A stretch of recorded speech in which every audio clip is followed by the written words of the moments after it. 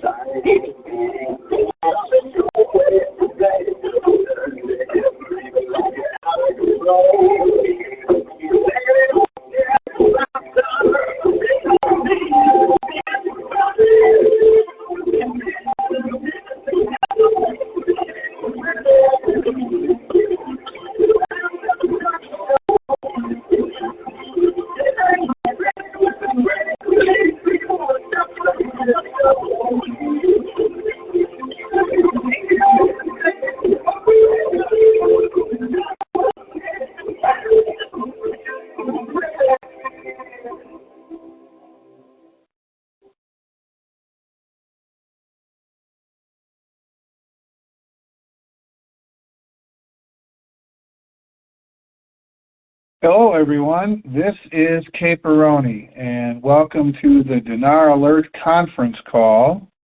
Today is Saturday, June 24th, 2023, and we thought we would do a conference call kind of mid-season, I guess, because there's been some recent activities in Iraq, and we thought it would be appropriate to kind of go over some of the events that have taken place. I hope everyone is doing well, and so we'll kind of get into the call here in short order.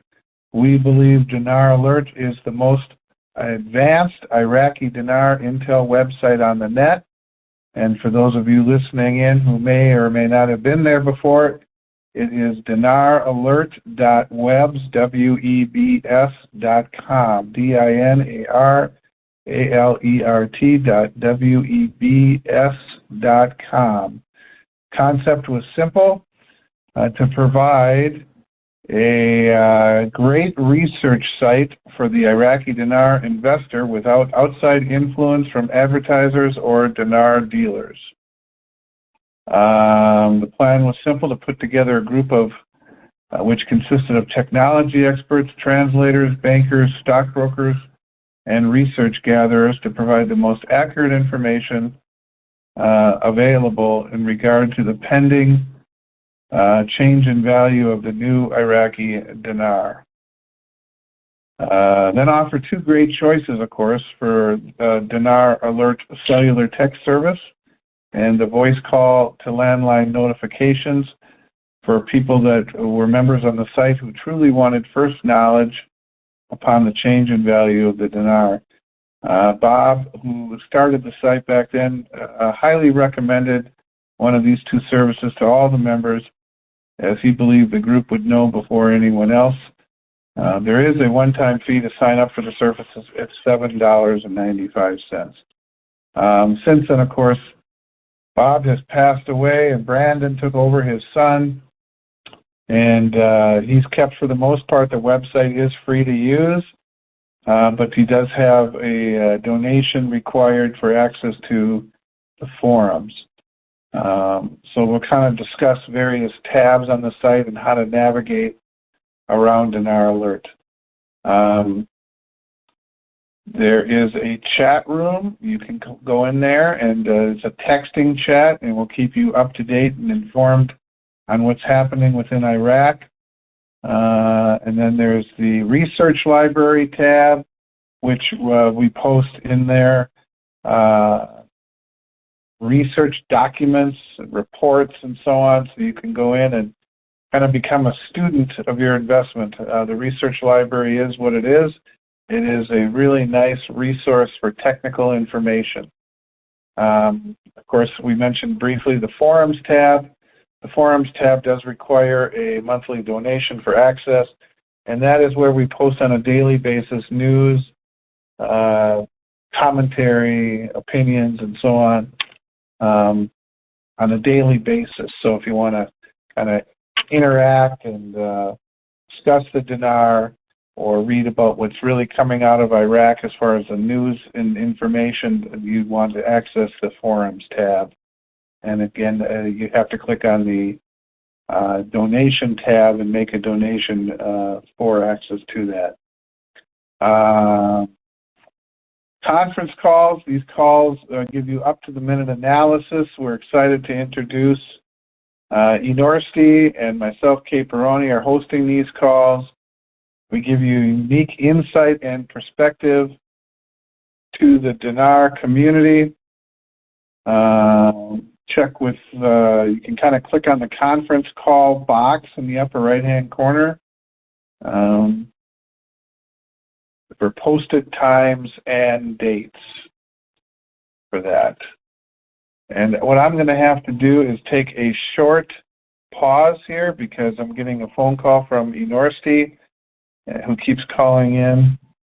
So what we're going to do is I'll call him back real quick, and then I'll be right back.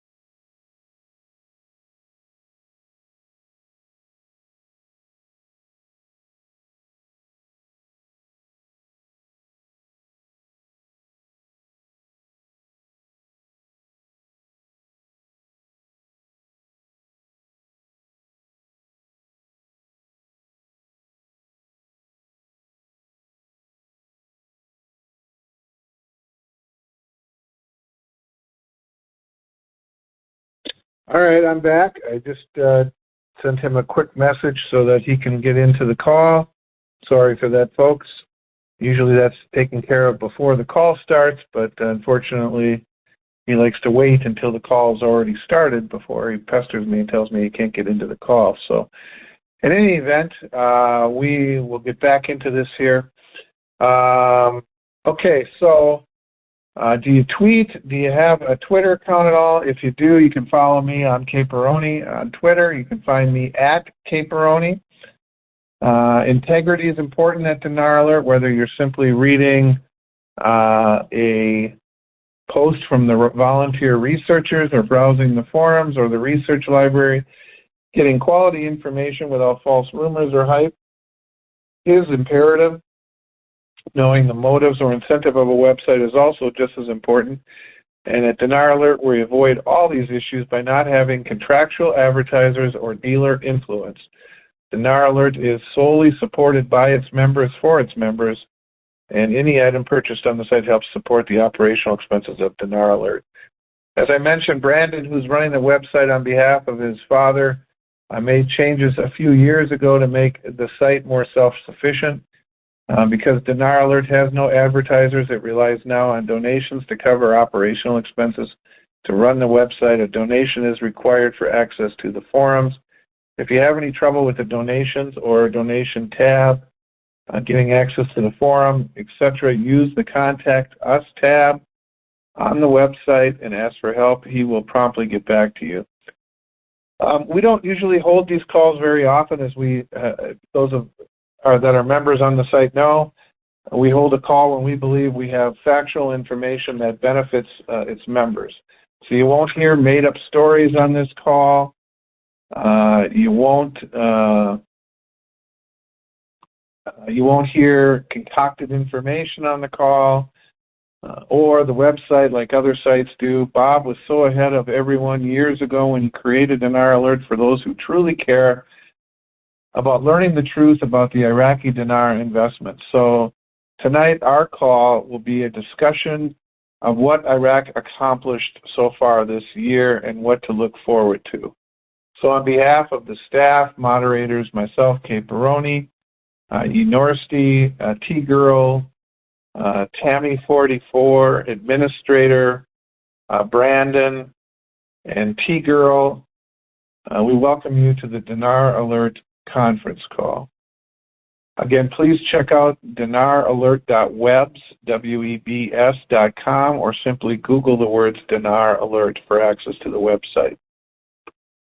So I'm going to tell you real briefly a little bit about myself, because that's something important, I guess, that people want to know. I am Caperoni. I study the Middle East, Iraqi politics, Iraqi economy, and banking, including the dinar now for close to 18 years. I've written hundreds of research chats and various posts, and I do so to educate and inform even the most novice investors.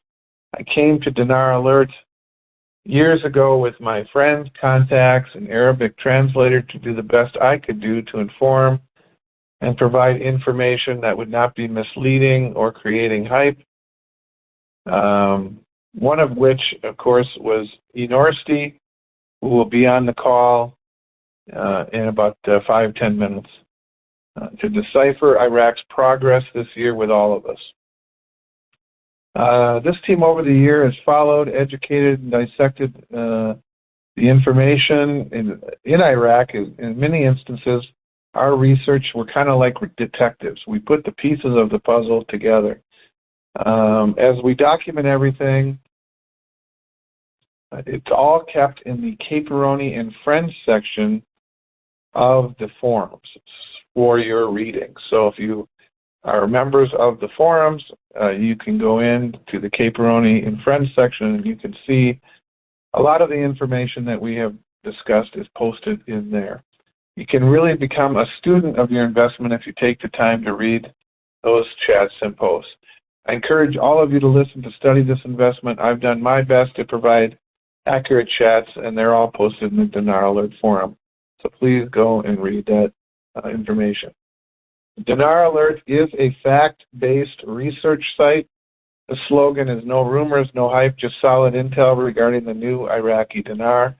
And I'm proud to say tonight that none of this could be done without the help of many contributors, some of which are on the call, our admins, the article researchers, moderators, chat room mods. They all make it work, and we thank them. So for those listening in maybe for the first time tonight, this call may be very eye-opening. We're about facts and truth and learning the progress and process, the fundamentals of how monetary policy works and how it interacts with a transitional economy. There is no arbitrary revaluation or RV or reinstatement. That's all guru nonsense. That's not how monetary policy works. It's been a term that they've used for years and people believe it. Monetary policy is like any other technical occupation, such as when you see your doctor. No doctor gives a patient a random drug in hopes it cures the patient. The doctor performs tests, etc., to diagnose the problem before ever administering any treatment. That is similar to how the central banks around the world work. Central banks have to follow strict rules, processes, as well as rules and processes of the IMF. They use that information to design a monetary policy that combats the effects of a growing economy. These are proven strategies and techniques used by other central banks as well. So tonight, we're going to talk about these the best way we can to help you become educated in the process. So tonight on the call, we're going to have Minorski, better known as the professor. We hope tonight to bring you some great insight, perspective, and clarification into this investment. So I'm going to find out if Steve is on the call. Are you there? I guess he's probably muted if he's on the call. I don't know. Let me see. Maybe he hasn't come on yet. I guess I got to kind of look for him. Yeah, I guess I got to look for his phone number to see if it comes up.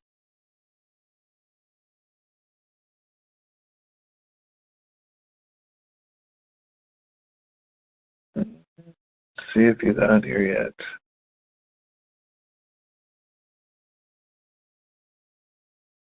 Nope, I don't see him quite yet. Oh, he might be on here. Yeah, he's muted. Are you there? I'm here, but that 4-digit code didn't work. All right, it's just. So should I type in the 4-digit code now? No, you might as well just stay the way you are. We'll just All right. move along. All right. So, do you have anything you want to talk about before we get going? No, I'm excited to hear what you have to say. you called me a couple of times, and I want everybody to hear what you had to say to them, and then I'll chime in. All right. Well, we've kind of been waiting a long time, several years really, for Iraq to begin to make progress creating a market economy private sector.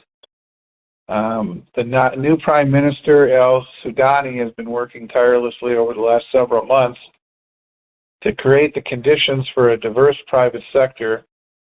And of course, now, the last few days, we became aware that they have now passed a budget. It's a 3-year budget. They call it a tripartite budget that will give Iraq the opportunity within that budget to diversify away from oil and create a strategy of openness to the world.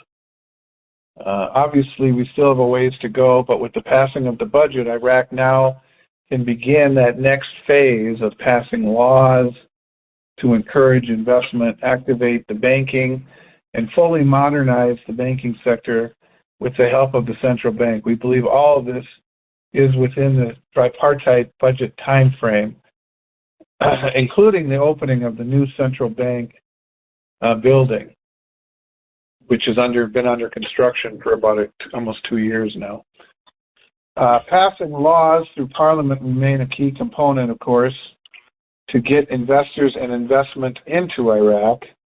But with many countries now planning to help in the reconstruction and participate, we hope Iraq begins to pass the needed economic laws. It's been stated in a few articles over the last 6 months or so that there are close to 100 outstanding laws. And Iraqi Parliament really hasn't passed much of anything over the last few years. So I don't think that there's any confirmation that they've passed any of the economic laws that are necessary. But maybe with now the passing of the budget, they feel like they're under the gun to kind of get this moving. Last week, the Securities Commission also stated their plans to get a long-awaited securities law passed. That's been something for at least 5 years we've been talking about on conference calls, that the existing securities law for the stock exchange was outdated. We never really heard that they were going to improve it or change it when it was absolutely necessary for international transactions and so on. But it is, we will discuss that today. That law will open the door to foreign private sector investment and the many companies coming on board to the Iraqi stock exchange. So this, of course, has a direct impact on the dinar. The gurus like to talk about an RV or revaluation. They talk about call centers, back screens, bank screens, boots on the ground information. They talk about rate changes coming, but, you know, the rates in the budget, all this nonsense. I assure you, it's all made up. It's all nonsense, and the reason why they do this is because they really have no clue how monetary policy works. So by listening to our call tonight between me and Steve, we're going to try to talk to you in as clear a way as we can without getting too technical, but we're going to describe some processes that are in place or going forward here that are factual. What this process is for the central bank, the dinar, and the economy, and how they all relate. Those of you who purchased dinar under the pretext or the understanding that there was some RV coming or it was going to overnight RV, that's all just nonsense. And you can validate it very simply by the fact that Iraq has a huge money supply. Their money supply is close to 90 trillion dinar in circulation, which makes it impossible for there to be such an event of like an RV of a 1-to-1. There's no country in the world, including the United States, that could support a $90 trillion RV. It just couldn't afford it. So it makes it impossible for there to be such an event like that. But that being said, at least overnight, we expect the dinar to rise gradually as a result of the success and growth of their economy. As a result of the private sector investment and the increase in their own GDP, Iraq would make the dinar the main currency in Iraq, which they're beginning to do. They need to continue this transition to a digital dinar, implement what they call the POS system, which is a point of sale, as many of you have seen, you know, cash cards at checkouts, swiping of cards, cash machines where you enter a cash card and so on, and of course electronic banking. With the new securities law eventually passed here, Iraq can end their currency auctions. They can begin to float the dinar and access to the principles of supply and demand, and of course transition to the IMF Article 8, which has been an issue for a long time, to provide a professional banking environment equal to what other central banks around the world are providing regarding the flow of capital in and out of Iraq. Some of you probably may or may not remember when Iraq, post-war, their banking system was destroyed, so they went into what they call the IMF Article 14, which is kind of a development transitional stage. It's where it gives you the opportunity to build your banking system, to learn how to manage exchange rates and transactions. And once you understand all of that, then it is bestowed upon the central bank then to move from that Article 14 into Article 8, which is the Articles of Agreement that all the central banks around the world that do transactions amongst themselves are in, so that you are providing a professional environment. So this transition to IMF Article 8, we believe, is coming in the next, I would guess, 1 to 2 years at the very latest. It probably will coincide with the opening of the new central bank building, but then hopefully that they will be creating an environment on the same par or level of other central banks around the world, providing the flow of capital in and out of Iraq and so on and around the world. So tonight we're going to cover a few articles that have cropped up over the last few months that describe Iraq's plan over the next year. We'll talk about what Iraq is really doing regarding the economy and the banking system. And what I'm going to do is kind of read a few articles here. They're not going to be complete because some of these articles are very long-winded. I'm going to just try to focus on the importance. And then at the end of these articles, we will have a Q&A as time permits. I'm going to take a quick break, Steve. I'm going to mute myself, and if you want to chat a little bit about what I've just talked about, you can do that, and then I'll be right back in like 2 minutes. And all right. we When can you read the article, are you there? Yeah. When you read the articles, since you weren't able to send me an email, tell me what category it's under so I can find them on the DinarAlert website to follow along with you. Okay, but the problem is some of them are probably 5 to 7, 10 pages in, so you might not be able to. Oh, that's why. Well, I read what I could. Oh well, I'll wing it. I can. Yeah, I can figured you can. You usually just comment on what I read anyway, so we'll just go with that route tonight. All right, so I'll be back in just about 2 minutes. Okay. When Kate was talking about Article 14, in addition to providing them some protection, the biggest thing about Article 14 was the IMF charter is any country that places themselves in there, they do that so that they can be protected from lawsuits. With the war, the Iraq war, after that and after getting rid of Saddam Hussein, there were a lot of people who wanted to sue Iraq, and so they had to go under the protection of Article 14 to protect them from having all their assets taken through lawsuits from one country to the other. Kuwait, in particular, was pretty strong about that. As it turns out, they've been able to work out agreements with almost all the countries, and especially Kuwait, which is right next door. And as I understand it, Kate can tell me if I'm mistaken, I think they've completely paid them off now. And of course, Iraq is out from under Chapter 7, which was also, that's the United Nations chapter. That was also a protection device for the country of Iraq after the war. So getting out of Article 14 of the IMF charter is essential for them to do what's called international trading. Right now, besides oil, Iraq essentially makes nothing. They have such a limited, I think it's 95% of their income comes through oil. And so it's subject to fluctuation. And that's why they can't or haven't been able to move into the world trade market yet.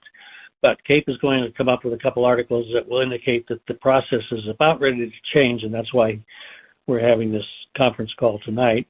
We're hopeful that the securities law will get passed in due order, hopefully within a month or two, and that allows for the stock exchange in Iraq to grow. At this point, it's minuscule, and they really want to grow. There's also movement toward getting international banking, that is, having the central banks of Iraq or the banks of Iraq outside of Iraq. In Saudi Arabia, I think they're talking about opening, if they haven't already done so, an Iraqi bank in Saudi Arabia and so on. So the process is in place, and we're going to talk. That's what he's going to talk about tonight. You back yet? I am. Okay. I do have a dog pestering me though, so I might have to see what I have to do here to deal with him. But hopefully he'll just behave and we can go forward here. So the first article, and I agree with you, Steve.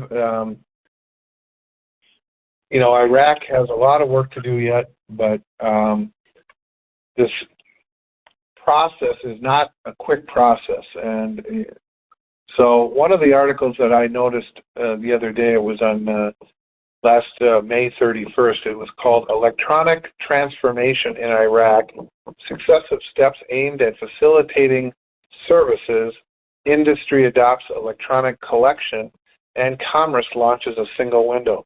And I thought this was really interesting because on the surface, you might think of it as them just changing from the dinar physical paper to electronic transactions. But this article says a lot more than that. One of the biggest issues in Iraq with all of that dinar is the physical paper. And there can never be an increase in the value with that much paper in circulation. And we've talked about it many times that there was 90 trillion dinar or more in circulation. And we always thought they would have to gradually reduce that in order to increase the value. And so this article I thought was really interesting, and I'm going to kind of skip through it except for some of the highlights. But it says, technological developments taking place in the world, the ministries and institutions in the country are moving rapidly towards electronic transformation in Iraq because of its many benefits, the most prominent of which is the simplification of procedures provided to citizens, the shortening of time, and the reduction of corruption. So we hear here right in this first paragraph that it's going to solve three problems. It's going to simplify procedures for citizens.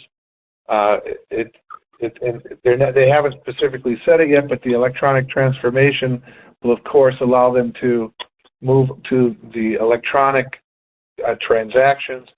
But then it's going to shorten the time and the reduction of corruption, and corruption has been a huge issue in Iraq. So the Ministry of Industry announced today, Wednesday, May 31st, 2023, the start of implementing the electronic collection system through the application of the electronic payment mechanism. And that the words electronic collection system is great because that's what they need to do. They need to remove the dinar. So they're going electronic with their currency, and they're pulling in the physical paper money. So that's not it's not reducing the money supply, but it's converting it, in essence, from paper to electronic. So it says, while the Ministry of Commerce is launching the electronic window project, it's also launching the Register Local and Foreign Companies electronic system in the industry. The Ministry of Industry and Minerals announced the implementation of the electronic collection system in all its formations.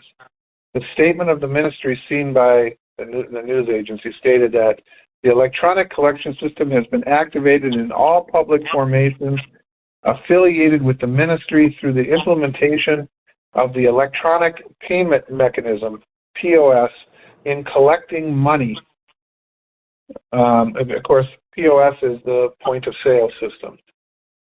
She indicated that this includes fees for the services provided by the General Directorate of the Industrial Development and the Trademarks Department for industrialists, factory owners, companies, and for all cards approved by the Central Bank of Iraq, MasterCard, and Visa. She added this came in order to shift to electronic transactions, collect funds through modern electronic systems, facilitate procedures, and provide the best services. She pointed out that this came based on the directives of the Prime Minister to activate electronic payment in all state institutions, and under the direction of the Ministry of Industrial and Minerals to follow modern technological methods to facilitate procedures and improve the level of services provided. Electronic window project in commerce. In a related context, the Ministry of Commerce announced that its intention to move towards electronic governance and comprehensive digital transformation.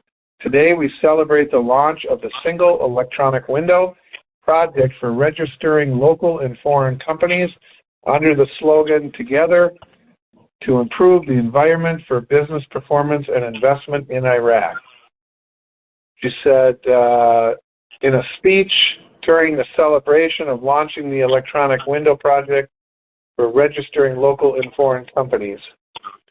The Ministry of Commerce was keen to work in accordance with the correct direction and implementation of what came in the government program in improving the environment for business and economic performance and simplifying government procedures and services to overcome work and bureaucratic obstacles.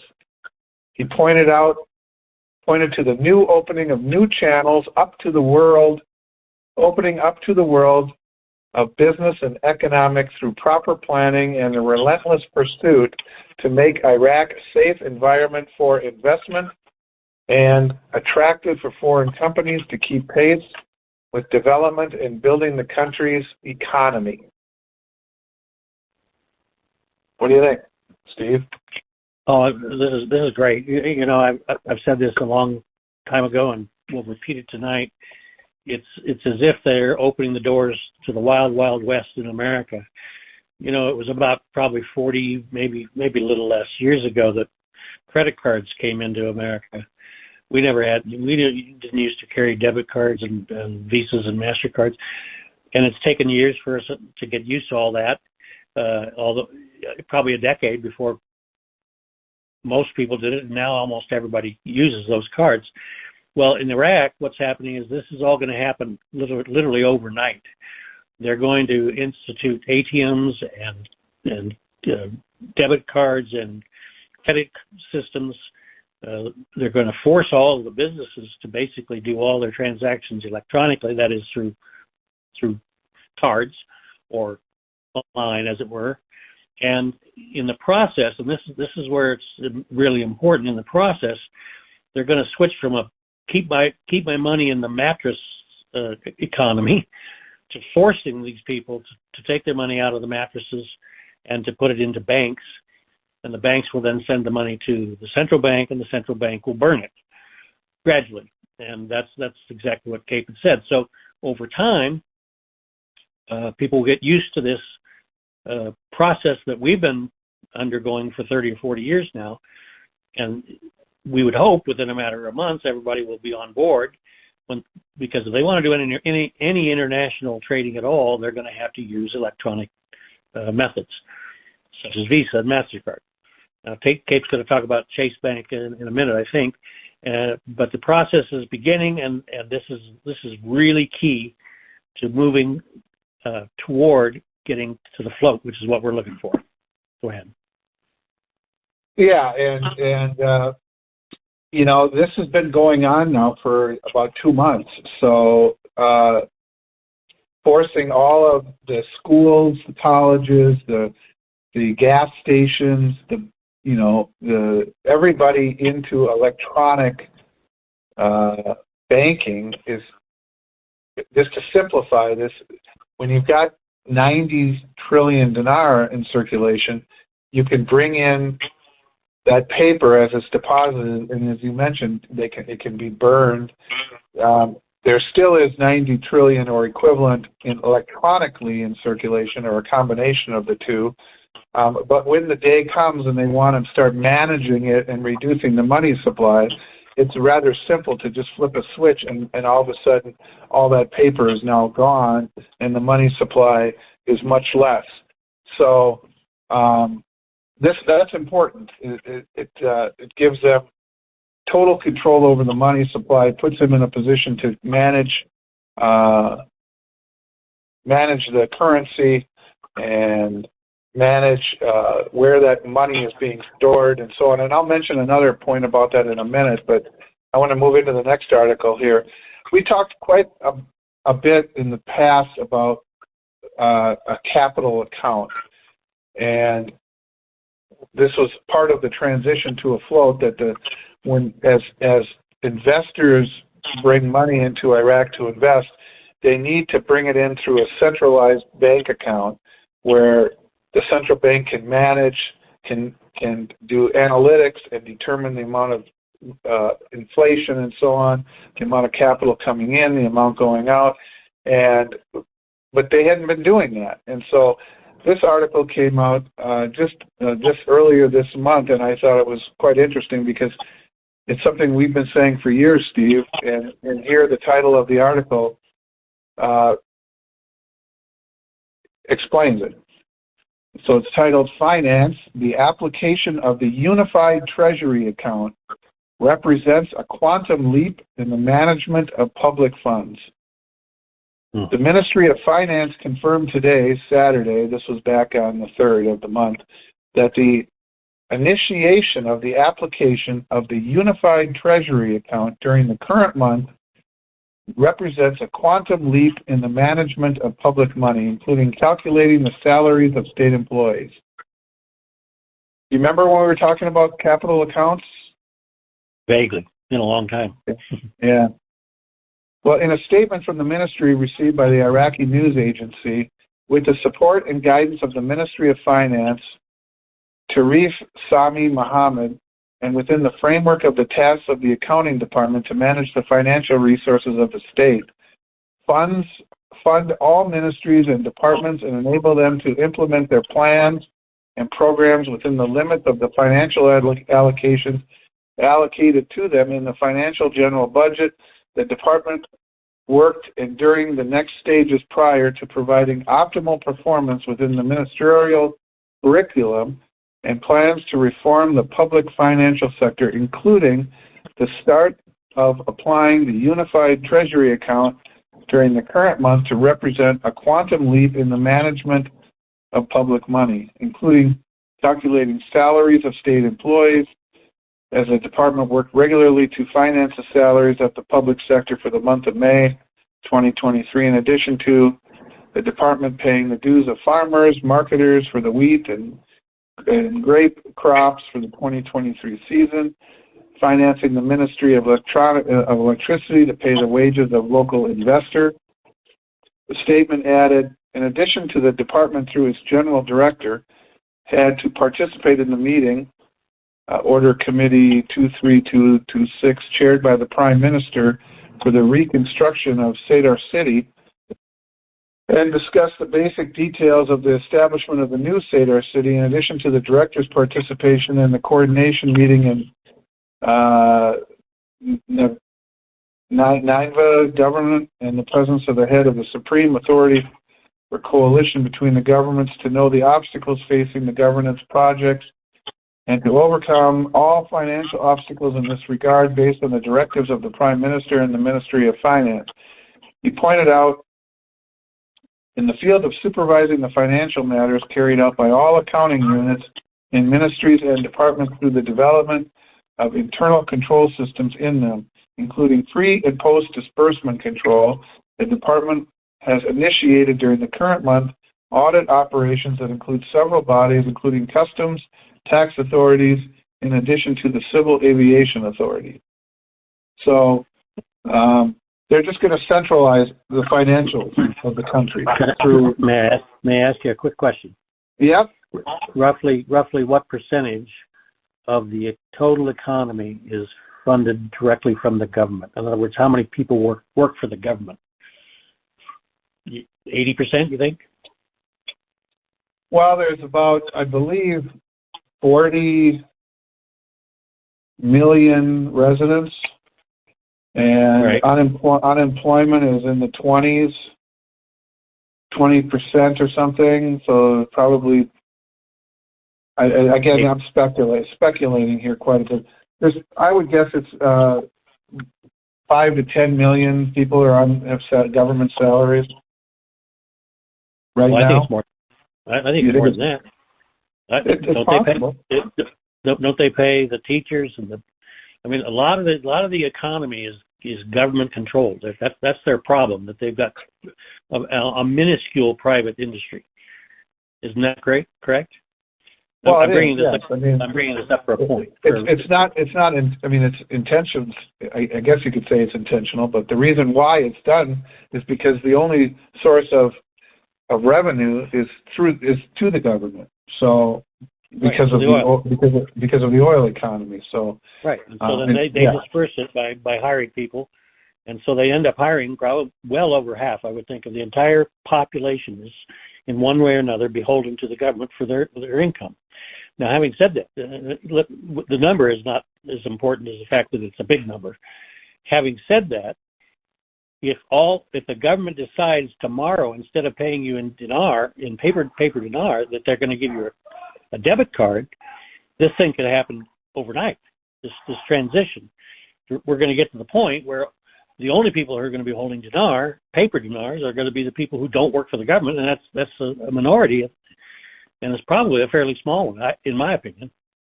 What do you think about that? Well, I agree, and they've been paying people in dinar for, I would say, close to a year now. So it's not something new. The transition... You mean in credit? In well, plastic? It's either electronic or in physical paper, but the transition to digital is new. Obviously, that's something that's been happening over the last few months. So they don't pay in dollars. The currency of Iraq is the dinar, and all citizens are paid in dinar. Most Iraqi citizens didn't like the dinar because it's weak, and so they were always exchanging it on the street for dollars to make purchases, which would allow them to carry less paper around. But now that's ending as well, or a lot of it has ended, because they're not allowing dollars on the street in Iraq any longer. And they're not going to end up allowing paper. They're going to convert to an electronic system of paying employees, which will force them to use banks, basically. Yes. Not even basically, entirely. And then the only way that people are going to be able to, paper will probably go close to disappearing, just like they're trying to get rid of the dollar and go to a digital dollar here in America and around the world, for that matter. I wouldn't be surprised if Iraq follows suit fairly quickly in that regard. Well, I don't know if it's going to be that quick, because until they can put people to work where they can force this, as you mentioned, there's still going to be a good percentage, and I'm going to mention a little later in a couple articles down here that there is a good percentage of dinar, physical dinar, still in mattresses.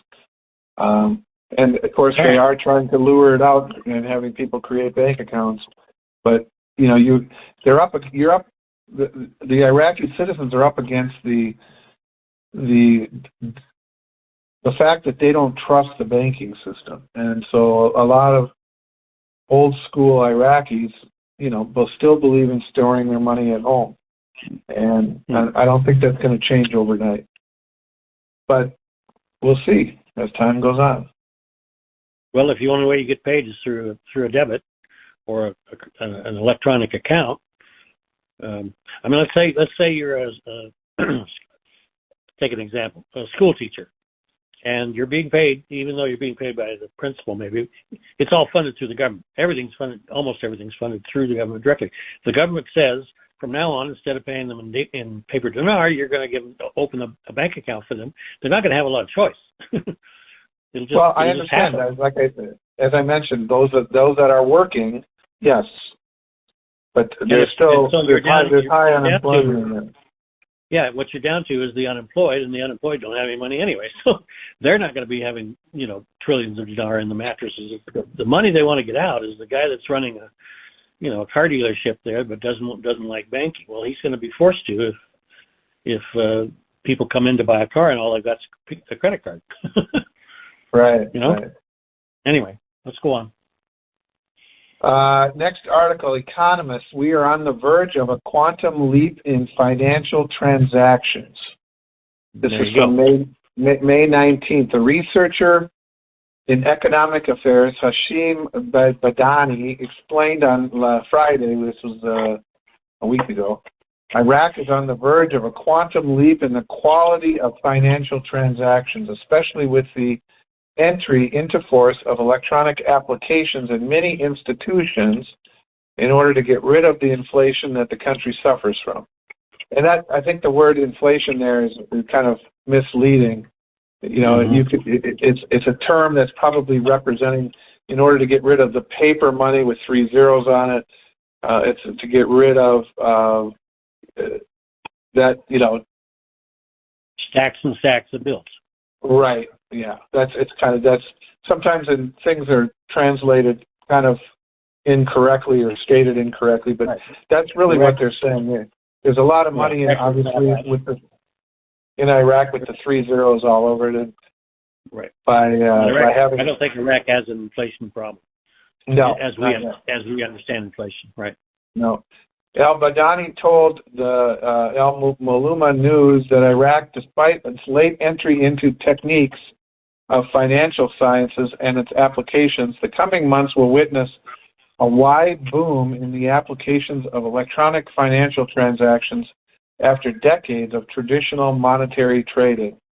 He added, what will happen from electronic transactions is only in implementation of the instructions of the Central Bank of Iraq to publish POS points, which will reduce the monetary mass in the country, which in turn is one of the causes of rampant inflation. And that this step, which will start in early June, will encourage Iraqis to save the value of their money electronically and start opening bank accounts that may increase the number of active accounts currently, which are estimated at 7 million bank accounts. So again, they want to probably double that or even triple it. Right. When I started these articles at the beginning, I said that there were several things that Iraq was doing, and of course, the corruption was one of them, and the conversion of the paper was another, and so on. But this, this is very clear to us. They are stating that they are removing physical paper, and of course, they're stating the inflation, which it means the large abundance of 3 zero notes. Right. They're basically starting this month forcing people to open bank accounts. Right. Okay. And as you are fully aware, that a few months ago they mandated the currency of Iraq is the Iraqi dinar. So they're forcing everybody not only to use the currency, but this is now going to be the currency electronically throughout the country. Right, which will get rid of the dollar problem. Yep. All right, so the next one, the securities law will soon be before the House of Representatives. This is something, like I said, I mentioned at the beginning of the call that we've been talking about for a couple of years. The chairman of the Securities Commission, Fazil al-Hamad, revealed that the next 2 months will witness the arrival of the securities law to the House of Representatives, while he indicated that there are procedures to activate the Iraqi stock exchange market during the next stage, and added that the Commission is fully prepared to privatize publicly owned companies after creating the environment. I thought that was great, because if they're going to activate the Iraqi stock exchange for international transactions, it's a big deal. Yeah, then that's the first thing they do. And then the second thing they do is unload all the businesses that the government owns, banks, and probably who knows what all they run. I think they probably run over half of the country is basically owned and run and paid for by the government, and they're going to privatize that in order that international trading can take place. Iraq as a government is not interested in trading internationally. They're interested in growing their economy and letting the people do that. Basically, they're offering freedom, a form of freedom to the people. Well, I think what we're seeing here is what we've been saying for a long time as well, is that they are making clear steps now to create an economy in Iraq. Right. That they are trying to get people that are not working, and they're trying to get people that work for the government to the private sector. Exactly. Which may just mean changing ownership. Let the private people get together and buy the company from the government. They don't necessarily have to change jobs. They just have to change who they work for. Right. Work for themselves. There'll be entrepreneurs who will come in and offer to buy businesses from the bank or from the government, and they'll just take them over and make them private. But the employees don't have to move at all. They just change bosses. Al-Hamad renewed in an interview his warning to citizens against dealing with companies and entities inside Iraq that claim to deal with international stock exchanges because they do not have licenses at this point. Where did you reach the securities law? Last week we held a meeting with the Iraqi Stock Exchange and all the differences were resolved. There are simple things which are part of regulatory regarding the work of the market itself, as well as things that we can support with it as a body, and we were able to reach a solution to all the differences. We have agreed to draft a new framework with the proposed solution during the coming days to submit the law to the General Secretary for the Council of Ministers, which in turn will submit it to the State Council. And during the next 2 months, the law will be ready to be sent to the House of Representatives, and the law will give the authority, the legal support, and tools to carry out its work properly. And its approval will lead to a quantitative leap in the work of the Iraqi Stock Exchange. So you're going to go from 30 to 40 companies in the whole exchange to hundreds, if not thousands, the way other countries have it. Yeah, it's going to be significant, and I don't want to confuse too many people, but I mean, this opens the door for so many things that are directly related to the dinar. Mm-hmm. So then there was a question in this article. It says, how do you assess the reality of the Iraqi market for securities? The reality of the market is not appropriate for the conditions of Iraq because Iraq is a country rich in mineral, in material, and human resources. The Iraqi market for financial papers cannot have a trading volume up to $100,000 per day, especially since the daily trading on the markets of neighboring countries is hundreds of millions of dollars, and some of them reach amazing numbers. Our reality is not appropriate, and we need to create a boom in the market, and such a thing can be achieved during this stage. Is there a possibility of open markets for commodities inside Iraq? The intention is there, he says, but it is better today to reform the Iraqi market for securities before opening any new market. Is the Securities Commission ready for the privatization of public companies? The Commission is fully prepared for that, especially in light of the new law, but the appropriate investment environment must be created for the privatization process. The Ministry of Oil, Finance, or banks, which brings great benefit, especially since the Prime Minister's direction is to transform the economy from dependent on the government to dependent on the private sector. And accordingly, these operations must be started, especially since they were similar experiments carried out in the 80s of the last century and proved their success and transformed economies that were relying on the public sector to the private sector, which raised many burdens, especially with regard to the issue of employment from governments to the private sector and creating a real private sector. So again, this is just great because we've been saying for a long time nothing was ever going to happen with the dinar until Iraq diversified their economy. Right. I think we're reading about it today, that this is their focus. Right. Yeah, I missed. I found that article that you're reading now. Yeah, I misquoted. Here, the volume of trading is weak as the number of companies actually traded does not exceed 5 to 10 on their stock exchange. But there are 40 to 45 companies, part of which do not trade because there are no shares. So it's a minuscule economy compared to the rest of the world, and they want to get it to where they're competing with places like Kuwait and Saudi Arabia next door, who have hundreds of companies, on their stock exchanges. Right. And again, they're working their way toward it. I mean, that's the whole point. And somebody who's sitting on this call may be asking themselves, well, what does this have to do with the dinar? Well, this is what's going to bring money. This is what's going to bring money into Iraq. Mm-hmm. Yeah, there's only one way that the dinar is going to go up in value, and that's if the economy grows. Basically, that's it. Yep. Cutting the money supply will hold the value, but they can't cut the money supply so fast, just hoping that the value will double, then they would have an inflation problem. They have to have production be the driving engine of the growth. Otherwise, they'll get inflation. I mean, real inflation, as we know it. Okay, the next one, the central bank discusses the electronic collection project via POS, the point-of-sale devices.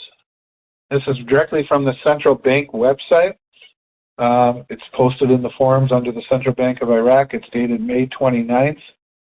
Central Bank of Iraq discussed in the activities of the annual Iraqi Banking Conference organized by the Association of Private Banks, the project of electronic collection and collection through the point-of-sale devices. The workshop, which was held in Baghdad, clarified the work mechanisms for starting and collecting money electronically, according to the Iraqi Council of Ministers Resolution number 23044 for the year 2023, which will enter into force in early June of this year, while the Central Bank of Iraq confirmed the necessary infrastructure is available with the best international specifications, as in the process of licensing companies and ensuring their technical and security capabilities. I just thought that was a great article because, again, we're hearing directly from the Central Bank of Iraq what the POS devices, point-of-sale devices, are twofold. One is it's converting everybody electronic to electronic money and to perform transactions on the level of the rest of the world. But there's another facet to this, which is the collection project.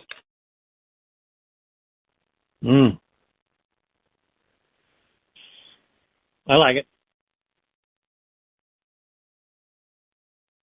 So this next article talks a little bit about the growth of the banking system, and you kind of touched on that a little bit. I have to speculate a little bit about this, but we've talked about 90 to 100 trillion dinars in circulation, and that, of course, that's physical paper, but of course, if they have the POS systems in and people are depositing their money, that's going to go down. And so this article just kind of mentions a number, and you can kind of put it into perspective on where they're at this point. It says, it's titled, Achieving a Growth of 31%. The volume of deposits in the banking sector rises to 20 trillion dinar. On Saturday, the director of the banking department at the central bank, Quaz Masala, revealed the indicators of the Iraqi banking sector in 2022 in a speech during the annual Iraqi Banking Conference. Salia said the number of letters issued through the Guarantee Letter platform amounted to more than 62,120 letters of guarantee, with a total amount of 39 trillion dinars until 5/25/2023. She added total assets in the banking sector grew by 29% to achieve 188 trillion dinars in 2022, while cash and pledge credit amounted, she's talking about the auctions, of course, here, amounted to 93 trillion dinars, achieving a growth of 13%. She pointed out the volume of deposits in 2022, which is what we're focusing on here, increased by 31% over the past year to reach 20 trillion dinar. And so that kind of perked up my mind, because if Iraq has reduced the money supply or the physical paper to around 90 trillion dinar, that was the last article I saw a few months ago. So then they have about a fourth of it. Fourth. Now in the banking system. So again, remember, there's a lot of it in mattresses, and so it's not. I don't think it's going to go away that fast. But if they want to control the volume of money, and they want to, from an electronic standpoint, have the ability to reduce the money supply. Well, it could go fast, Kev. If it went up 31% in 1 year, in 3 years, that's 100%. That's 93% right there. They could get it all in 3 years. and yeah, there you go. So you're getting my point of the article. Earlier in the day, the activities of the annual Iraqi Banking Conference were launched under the auspices of Prime Minister Mohammed al-Sudani and the support of the central bank. and the organization of the Iraqi Private Banks Association. The annual banking conference organized by the Association of Iraqi Private Banks is held in the support of the central bank and in the presence of a large number of banking leaders in Iraq, in addition to the governors of Arab and foreign central banks and international financial institutions. So at least they got a good crowd. In other words, they're not doing this all on their own. They're doing it with the eyes of the rest of the world watching them. The governors of Arab and foreign central banks and international financial institutions. So people are waiting. People are looking. They're waiting for an opportunity to come in. They just want all the I's dotted and the T's crossed. Yeah, and you know, this whole process of going digital, electronic, with the activation of the economy, the privatization of businesses, the development of the economy, exporting products, creating the new central bank building, the passing of a 3-year budget, I believe is all grouped together. And it's a 3 to 4 year project, and it started about a year ago. Because they've talked, you know, when you read these different articles, you talk about when things are going to open, when things are going to start, and you can just kind of see it's you know, why would they want a 3-year budget, etc., unless this all was in this program. Mm-hmm. So this next article, again, kind of sums this up. It says, by 2025, a quantum leap in the performance awaits the central bank. This is dated 5/16/2023. A qualitative leap, not quantitative, a qualitative leap awaits the performance of the central bank by the year 2025 with the move to the new building, which was designed to be a new breakthrough in the performance of the Iraqi financial sector, as it works to take into account the technical developments taking place in the global financial sector and the design that leads to raising levels of performance, which necessitates the use of advanced systems, which saves effort and time in accurate financial transactions. So we're 16 months from that period. Mm-hmm. And they're going to open the central bank, which is designed to be a new breakthrough in the performance of the Iraqi financial sector, which is non-existent right now. You have a weak currency. You have a weak economy. I just think it's all, and then of course the passing of the budget last week. I think this is all part of what's going to happen. The next 16 months is going to be massive. Not to mention the transition from physical paper currency to digital currency, the POS systems. I mean, I could go on and on about everything that we've learned over the years that have never been accomplished. It looks like they're all being put into, in essence, a basket that's going to come to fruition here in the next 16 months. Mm-hmm. I agree. And of course, they're signing how many agreements now with other Middle East countries to bring investors to participate in the reconstruction. Iraq is building a bank in Saudi Arabia. Saudi Arabia is building a bank in Iraq. I mean, this is all tied together. And what's the point if you're not going to create the conditions for the economy to grow, for the dinar to go up in value, and everything? So, yeah, while you were talking, I was looking at the articles that reference a quantum leap qualitative leap in your website, and there's a dozen at least within the last 3 weeks, and they all say that it's going to basically go in a circle out from Iraq, first to the Middle East countries, the UAE, Saudi Arabia, and so on. And they've already begun. Like you said, they've already started in Saudi Arabia. They had a delegation of businessmen and investors from the UAE come into the country. So like you say, over these next several months, we're going to see it, but it's going to start right here in the center of the Middle East. And then once they get that going, well, are you going to read the one about J.P. Morgan? Yep. Yeah. Once you get that going, somebody else across the other side of the planet is going to start looking, and they're already looking now. So go ahead. Well, and I wanted to bring up what was I going to say? I interrupted my train of thought.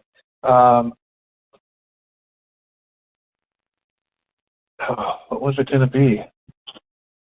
I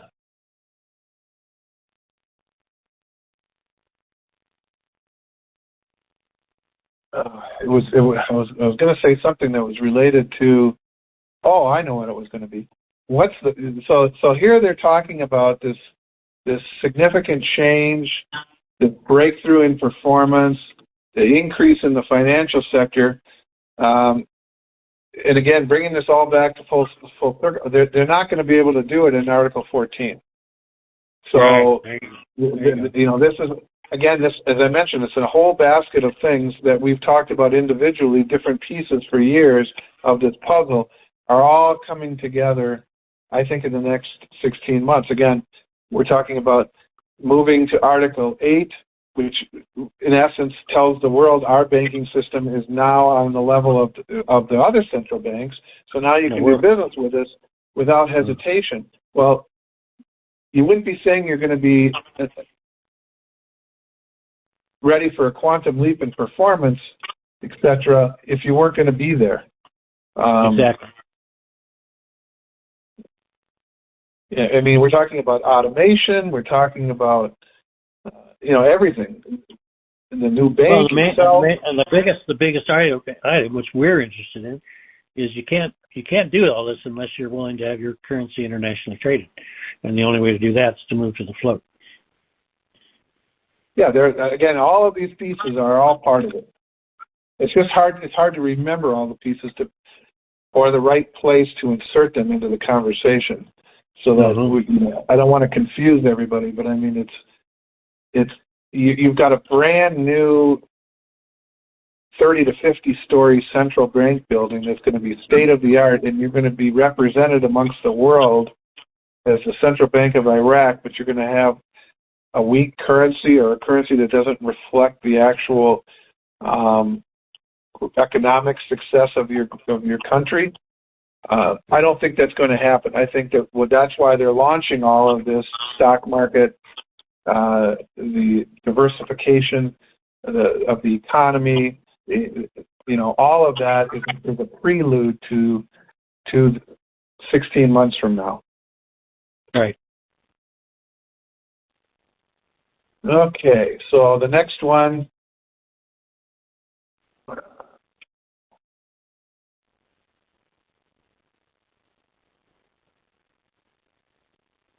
The end of the article, there's just a question about the opening of the bank, and it just says, regarding the completion of the building, we have not set a date yet because there are several existing belongings that need to be resolved, but there is a work program in this regard in which we are trying to reduce the time period for the opening process as much as possible. We can say that we need about a year and a half to open it, and perhaps it'll be early 2025.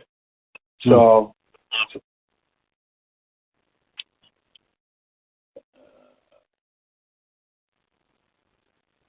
and then they go on to talk a little bit about the technology within the central bank that the new central bank is going to have. They're going to have. There's not going to be any manual labor. There's going to be robots. Oh my gosh! Yeah, really. The currency will be transferred to the currency conveyor belt. It'll be in the form of boxes that move slowly, approved by all banks. There'll be a barcode on each box as it passes through the belt, read by device computers that directs these funds according to the system and transfers them to the safe or to the accounting or sorting centers.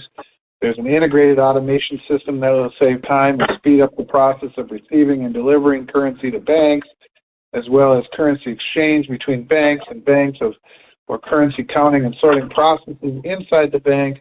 that adopts advanced technologies that is consistent with the development of the building. Wow. All right, so the next one here is J.P. Morgan, and I think some people may have seen this one. It came out about 10 days ago. It says, will we see J.P. Morgan in Baghdad? The visit of J.P. Morgan Vice President Daniel Zelaiko to Baghdad does not seem surprising in the context of the development of events that changes are taking place in the Middle East due to the repercussion of the energy crisis caused by the war in Ukraine and its impact on the economic map in the world, in addition to the growing Chinese presence in the region, the Middle East, through a number of trade and economic cooperation agreements concluded by China with the countries in the region in the context of working on the Belt and Road Initiative, as well as the expected changes in the map of international trade on the Iraqi land area, following the announcement of the development road project linked through the Dry Canal between the Arabian Gulf and the port of the Turkish direction towards Europe. If we know that J.P. Morgan is the main player in financial exchanges and trading in the world as the main provider of financial services in the world and the largest bank in the United States.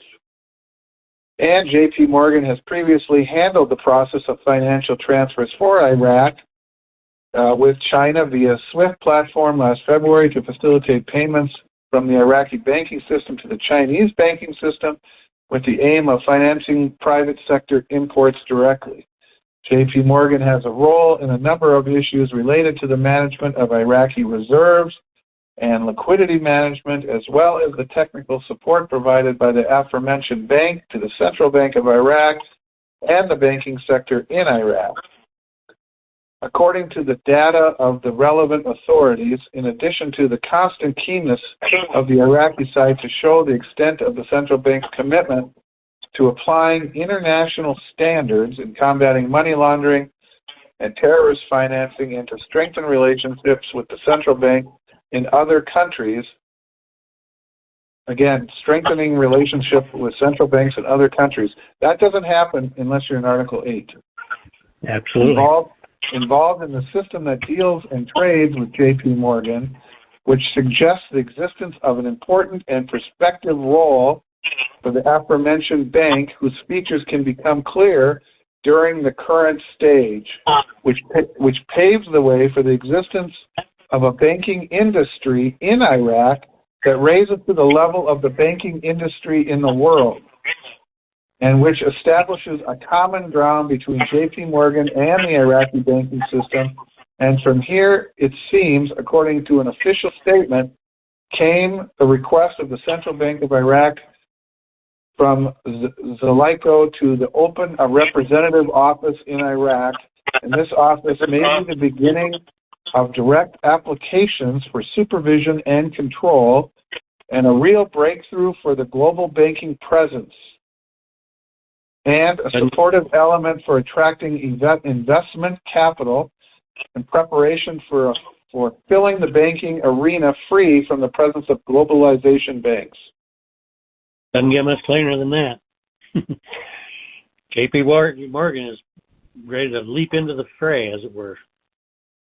Yeah, why don't you talk about a little bit about that?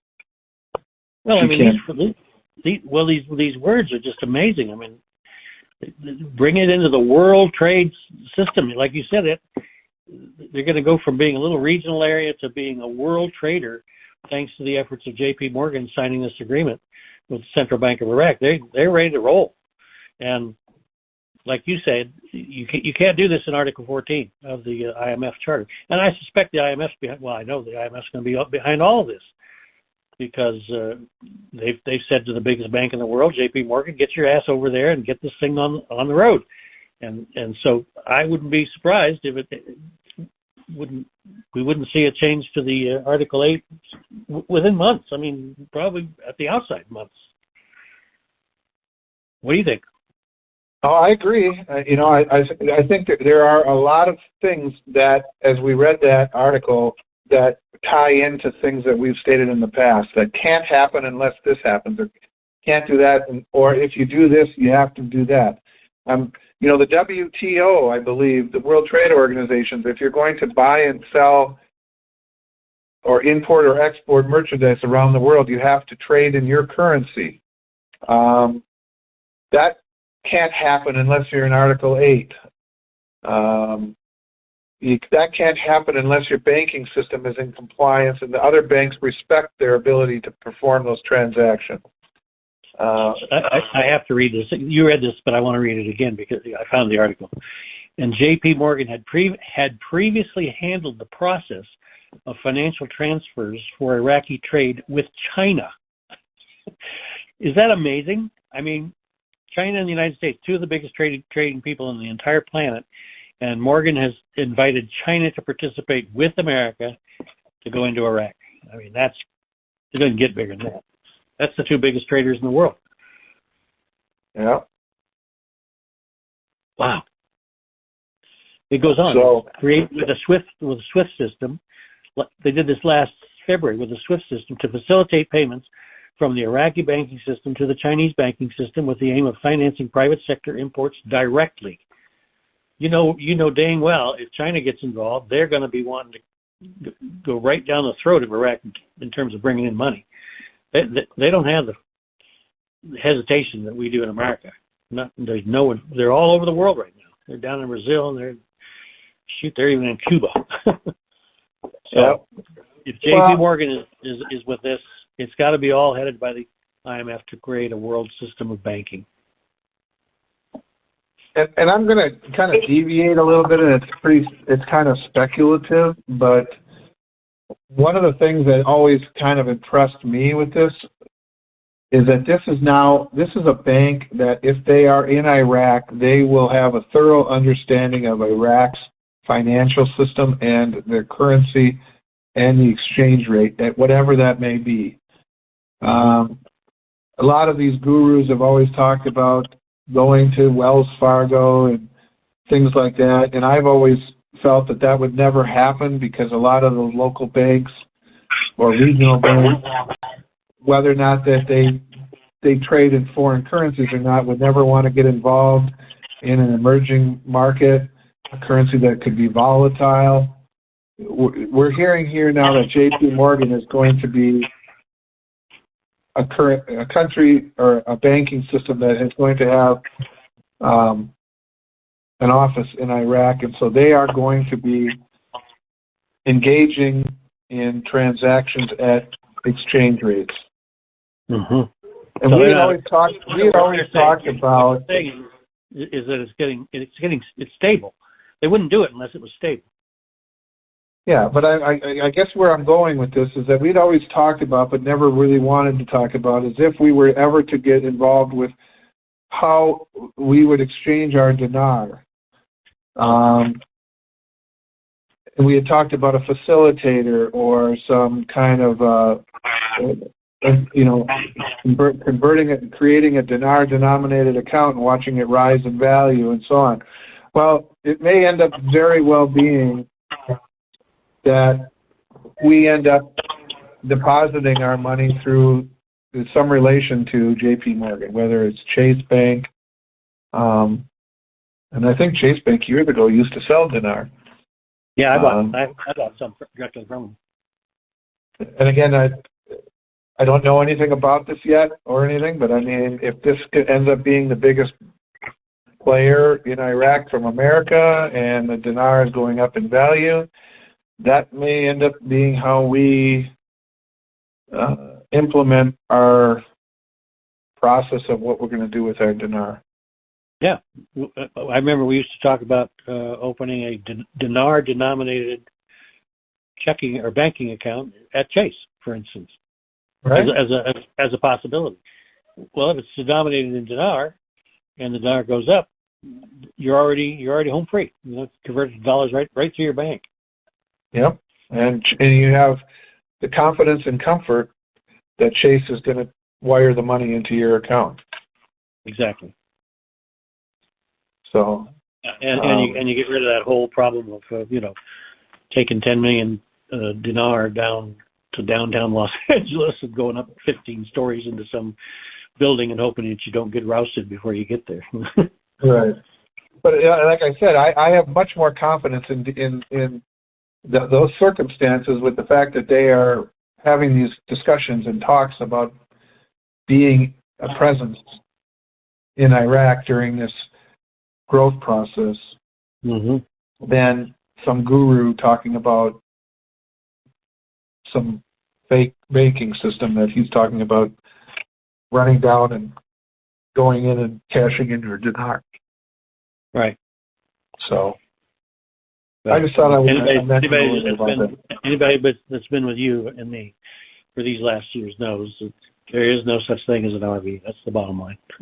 Right. There's a float leading to growth, and we can hope that it'll grow fast and suspect that it will. But there certainly isn't going to be a go from 1,601 to 350 overnight. It just can't happen. Well, and this next article I'm going to bring up is an article from the Prime Minister and what his expectations are. So I think we can kind of put this discussion to perspective here on what his thoughts are, and rather than try to speculate. Advisor to the Prime Minister. So I guess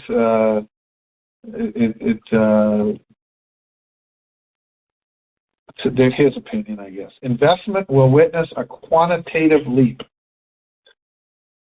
6-1, so just 3 weeks ago, under the economics section, I believe, Advisor to the Prime Minister for Investment Affairs, Mohammed al-Najjar, revealed the country's need for new cities that accommodate the increase in society and to take into account the high population growth rate, while he expected investment in the country to witness a qualitative leap in the coming years. Al-Najjar said to Al-Sabah, the path for investment performance in Iraq will witness a quantum leap by working to create a suitable environment for work, pointing out that the volume of work in the country is large and requires a wide investment effort, as it seemed inevitable to establish projects in the various productive sectors that maintain the capital cycle within the country and the services that provide what is in harmony with the needs of the Iraqi family. He added, the country needs new cities to accommodate the increase in society and to take into account the high population growth rate in Iraq is witnessing. For his part, Jasmine al-Aradi, a member of the Baghdad Economic Forum, said investment is important for the country, and after the improvement of the security situation, we have seen many international and Arab investment companies studying the reality of investment in all aspects, especially since Investment Law Number 13 of 2006 and its amendments is one of the most important laws in the region. He added the construction process required by the country make it imperative for all concerned institutions to provide an appropriate environment for the influx of foreign capital into the local work arena.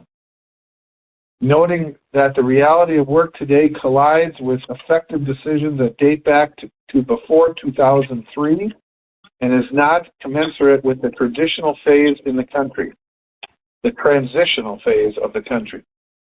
He stressed that the speed of business depends on the availability of the legal environment and the facilities provided by government departments that achieve smooth procedures and move away from the complexity of dealing with local and international investors.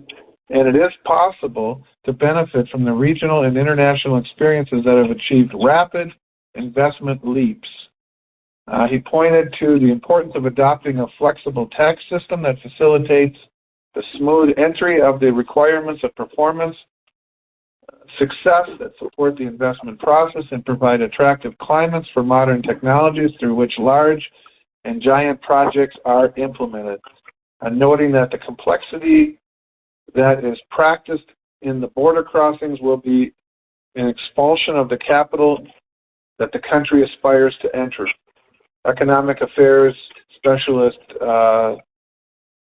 Silwan El-Nouri explained that the reality of the investment situation in the country needs to review the legislation in force, study it carefully, work on pruning that it is not commensurate with the current stage that requires a high flow of business that it requires a high flow of business implementation, just as work requires the approvals of many different departments. And this is one of the detriments. New investment work in Iraq, which leads to the creation of a new mechanism that speed up the process of implementing projects in Iraq. And let's see if there's anything else here I want to read. No, he's just basically saying, this is going to be a huge deal, and there's a lot of investment coming in, and they just need to create the conditions so that all of this capital can come in. Right. They're trying to streamline everything. Yep. Cool. So the goal is really still the same for Iraq. Iraq needs to create an internal economy, create agriculture projects, manufacturing, housing for its citizens, create items to export. Doing so, they diversify their economy away from oil, which is, of course, almost 90% or 90%. The growth will create economic pressure on the banking system. The CBI needs to free itself and move from IMF Article 14 to Article 8 for the international acceptance and exchange, like we talked about in all these articles. Freedom of movement of capital, something Iraq is trying to do.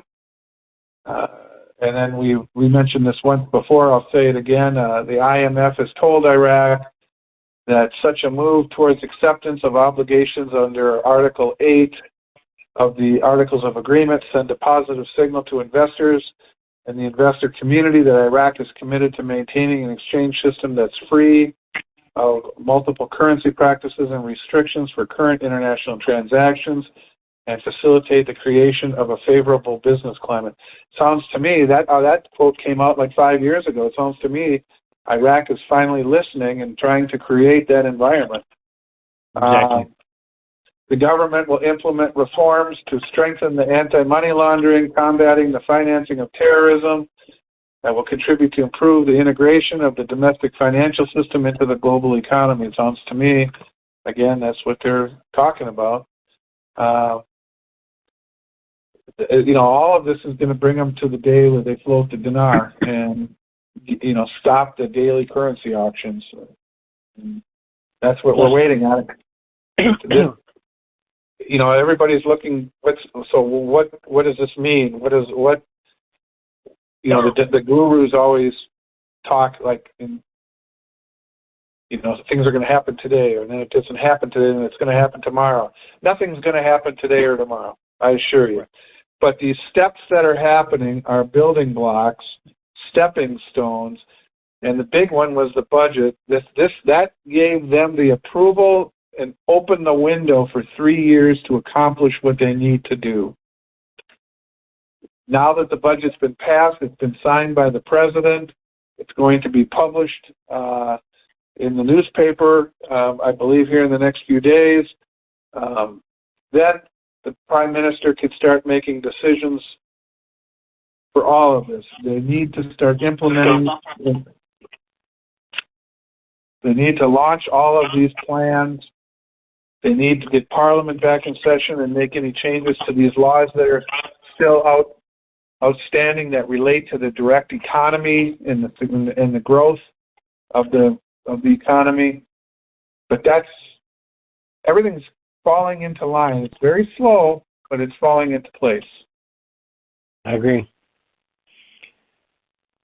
While you were reading that last article, I tried searching and found it, and one just above it, which had the same phrase, quantitative leap, and it refers to how much gold is coming into Iraq.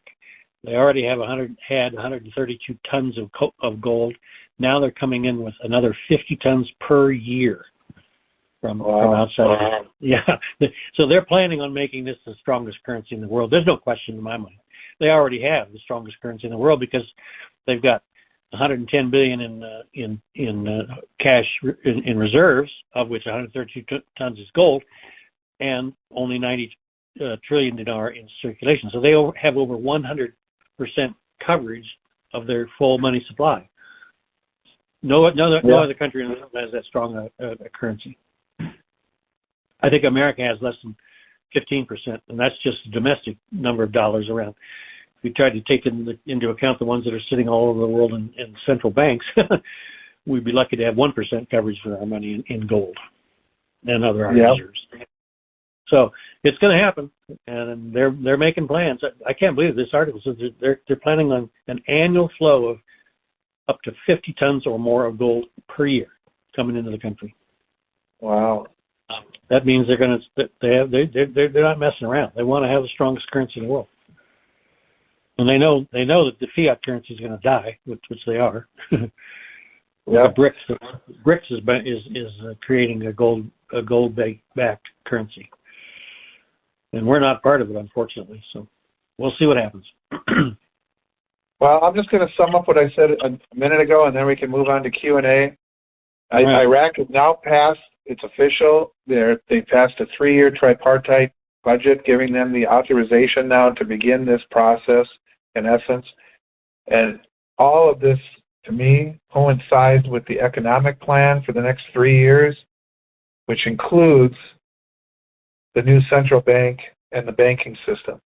If it didn't, they wouldn't be doing the things with the banking system that they're doing. But it's all integrated together, and it's all going to come to head at the same time. They're talking about a year of 15, 16 months from now, at the latest 18, maybe 20 months. But it's not going to just sit and do nothing until then. We're going to see a lot of progress if this goal or plan of this 3-year budget and all of this window of opportunity, we're going to see a lot happen over the next 2 years. A lot. Yep. Well, I think so. And at what stage or at what point will the dinar have more value? It could start any time. It could be a little increment next month. It could be nothing for 6 months, and then maybe they've floated at that point, and then there's a little bit more significant improvement. But I think that it's inevitable that the dinar begins to gain value if they follow through with this project or this reintegration into the global economy and creation of an economy within Iraq. I agree. So if you want to, I think if you want to get in here and talk or ask a question, it's like 5-star. So if you want to ask a question or talk to us, you can hit 5-star, and I don't know where you come up. I think I have to maybe see. I don't know if you hit 5-star, it'll show me that you want to come in.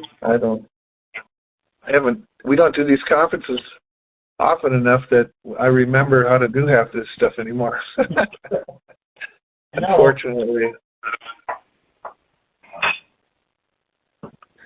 So if you want to ask us or talk to Steve or I, if you want to hit 5-star on your phone, it'll put you in the queue, and then I can bring you in.